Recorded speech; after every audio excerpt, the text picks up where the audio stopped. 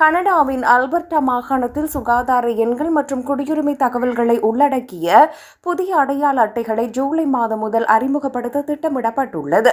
இதனால் ஒரே அட்டையில் அதிகப்படியான தனிப்பட்ட தகவல்கள் காட்டப்படும் என சிலர் கவலைப்படுகின்றனர். மேலும் பாதுகாப்பு மற்றும் தனியுரிமை குறித்த கவலைகளுடன் பல குடியிருப்பாளர்கள் தன்னை தொடர்பு கொண்டதாக அல்பர்டாவின் தனியுரிமை ஆணையர் தெரிவித்துள்ளார்.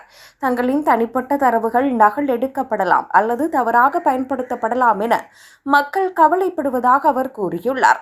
எனினும் புதிய அட்டைகளில் பல பாதுகாப்பு அம்சங்கள் இருப்பதால் அவை பாதுகாப்பானதாக இருக்கும் என முதல்வர் டேனியல் ஸ்மித் தெரிவித்துள்ளார். இந்த அட்டைகளை போலியாக உருவாக்குவது அல்லது நகலெடுப்பது கடினம் என அரசாங்கம் நம்புகிறது.